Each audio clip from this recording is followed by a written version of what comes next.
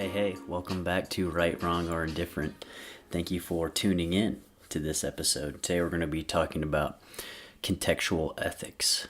But first, before I get started, I just want to thank everyone who has reached out to me and who has been supportive. I get contacted from people I know who I didn't know were listening, and I get contacted from people I don't know who are listening, and it's really amazing whenever you put work into something and you see the responses you get from people. It's pretty incredible. That being said, I am starting to take donations. People have asked me where I take them, and as of right now, if you're looking for more information on that, just shoot me an email at rightwronginfo@gmail.com. rightwronginfo@gmail.com. Working on getting that set up, but right now we can just worry about it through email if you're interested. Thank you so much for listening again, and I hope you guys enjoy. Cool. So let's get started. Today, we're talking about contextual ethics and kind of what it means. And the reason why I want to talk about this today is because I keep running into it in everything I do.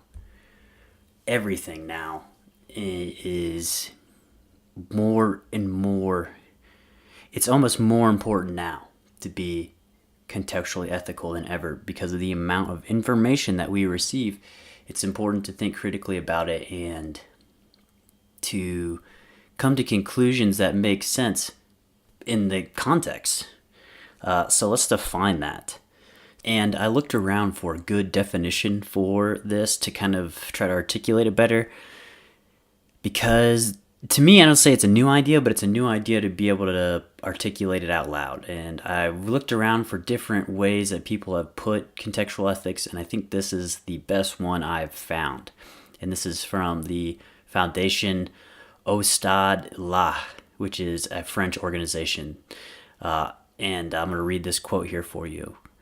Ethics is not a purely theoretical reflection that focuses on the content and application of moral values. It cannot be separated from our actions and the work by which we form ourselves by interacting with our fellow humans in specific environments. There can only be ethics within a context, be it social, economical, professional, institutional, geopolitical. People who are confronted with one or several of these contexts develop a specific practical knowledge and competence. Their ethical sense enables them to recognize specific rights and duties that are at play in their environment, and they are forced to find modus vivendi between their personality, family, and religious values and the professional or organizational values that are not clearly delineated in advance. Modus vivendi means an arrangement or agreement allowing conflicting parties to coexist peacefully, either indefinitely or until a final statement is achieved. It's also defined as a way of living, so possibly a state of mind. Wow, lots to go over there, so let's unpack it a little bit. I really enjoy the part of the definition where they talk about there can only be ethics within a context, be it social, economical, professional, institutional, or geopolitical. I mean, that right there is a definition of contextual. It's how you're already defining something you're already talking about by including social, economical, professional, and geopolitical. People who are confronted with one or several of these contexts develop a specific practical knowledge and competence. It sounds like the point is what they're saying is that the more we apply different contexts to our lives, the more we are able to do so in different things. This is why it's always important to grow and learn, and it's an opinion of mine to keep growing and learning, but it's hard to do. And I think that's part of that is being able to apply ethics to things as you go about your day and as you meet people and you have conversations. Because let's be honest, every single day you are met with contextual ethics issues, whether it be at work, whether it be at friends, geopolitical even, right? Institutional, who knows? Important part is that we're actively applying these things to the status quo of our brain, if we will. And we'll get more into that as well, kind of what I mean by that. Their ethical sense enables them to recognize the specific rights and duties that are in play in their environment and are forced to find modus vivendi between their personal, family, and religious values and professional or organization values that are not clearly delineated in advance. So they're forced to find a state of mind or a balance between their personal, family, or religious values. Wow. If that is not a beautiful way of putting that, you are forced to find a state of mind. I mean, think about that. That state of mind is a kind of omnipresent existence, where when we talk about contextual things and we talk about ethics, they tend to be objective. The definition of contextual is depending on relating to the circumstances of the setting of an event, statement, or idea. How objective is that? I mean, that is something you can write down right there, but a state of mind isn't necessarily an objective thing. Even ethics, for example, moral principles that govern a behavior or conduct of an activity.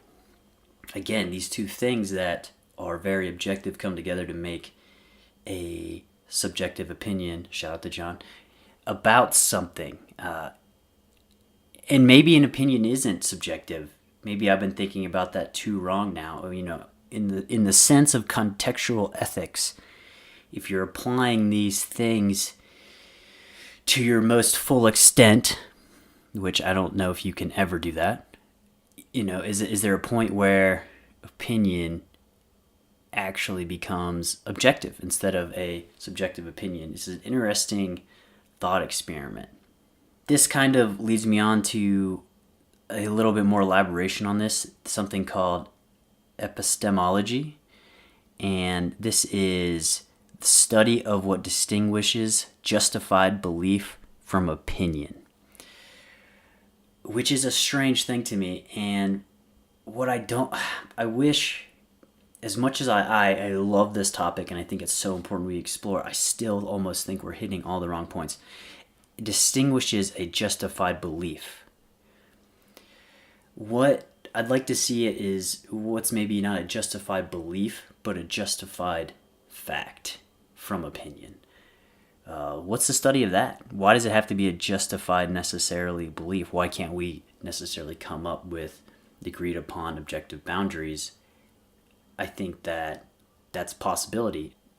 We can get in the argument about do good things, or just do good things, and what does that actually mean, and what does good mean to me and our culture and our society. But there is definitely common ground there that we can agree upon on what's good and what's not, and I think that we can find those. Instead of saying a justified belief from opinion, I'd like to see a justified fact from opinion. But again, how do we lay all those out? A lot of these conversations that we have with people when they get this deep are because we're having conversations with skeptics, which isn't a bad thing. We want to challenge the status quo. We want to question our own bias on things, and we want to question how we came to our own conclusions. I don't really want to complicate it too much because it's not. Because we come into these situations every day, and we're all skeptics until we're not anymore. And that statement is kind of crazy because we should always be skeptics. We should always be skeptical about everything, even things that we know are fact. One thing I joke about a lot is I actually scored really high on a spatial awareness test, which means I know where I'm at in space and time. But the funny thing is if I think I know where I'm at, I always assume I'm wrong. Isn't that funny? I scored almost 100% on a spatial awareness test, but oftentimes if you ask me where we're at, I'll give you an answer for sure. Don't get me wrong, I've got an answer for everything, believe me. Yeah, sorry. Yeah, I have an answer for everything, believe me, if you couldn't figure that out yet. But I always have an answer, and I also believe I'm wrong, which gives me a power to be wrong. And in the sense of spatial awareness, I have the ability and lack of responsibility to be wrong sometimes. Other people have to make other decisions where they don't have that luxury of being wrong, which can be way more difficult. Again, let's not complicate this too much. But on Skeptics, the thing I feel like sometimes when we are at a point of crossing, and this is just a theory of mine more than anything about skeptics and people who hold on to, there's a lot of theory here, but people who hold on to conspiracy theories and stuff like that, or maybe older different things, essentially, just older opinions. Maybe a lot of it, I think a lot of it comes down to mental fitness, if you will. And I say that it means is it takes work to challenge everything. It takes work to question everything. There's a reason why when you work hard all day, your brain is tired. It's a physical process that takes you a lot of work. The same thing with exercising.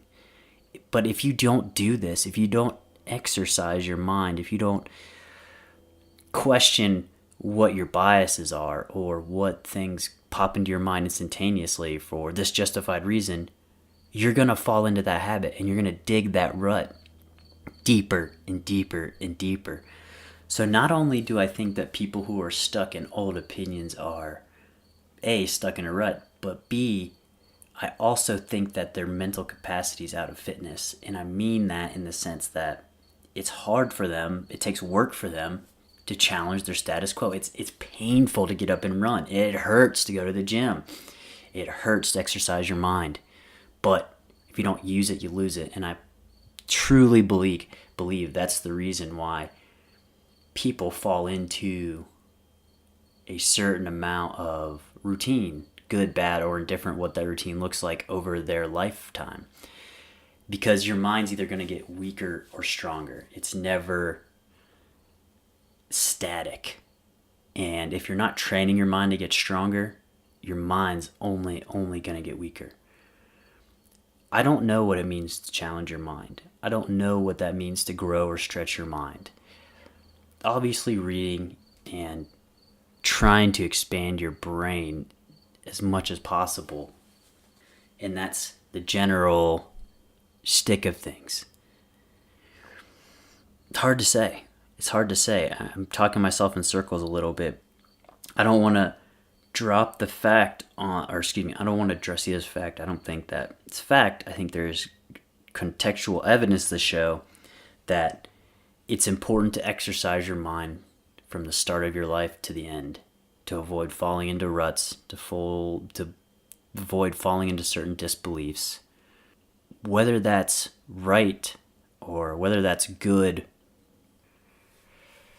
whether that's right, wrong, or indifferent, right? I mean, that's the name of the podcast. That's the point, is that even in this conversation we discuss contextual ethics, even the words contextual ethics themselves are up for discussion, are up for what does that actually mean when we say that? And what does that actually mean applying it to this conversation, this podcast? Well, what I would like to gain out of this podcast from contextual ethics is just open people's mouths to conversation. Not even their mouths, actually. Close their mouths. Open your ears. Open your mind. Admit you're wrong. Admit that there's more to it than you actually understand. That's the right way to say it. There's more to it. There's always more to it. The presidency, there's more to it. Congress, there's more to it. Any geopolitical, industrial, whatever context you're going to apply, you are incapable of developing a full perspective, period. And if you believe so, that is your first step to being incorrect. You are incapable of developing a full perspective. Maybe for yourself, yes. But for everyone else, of course not. It's ignorant if you think that. Again, if I can do anything with this conversation, I just want people to open their minds, to learn more, to talk more, and to find out what their ethics are really contextually. Thank you so much for listening. Tell me what it means to you. Shoot me a email, rightwronginfo@gmail.com. rightwronginfo@gmail.com. I'm also on YouTube. You can comment on there. I'd love to hear from you. What do you think? Are you contextually ethical, or do you just sit on your values and you don't move stubbornly from them? Thanks again for guys listening, and thank you for encouraging me and donating. Your words mean a lot. Have a great day.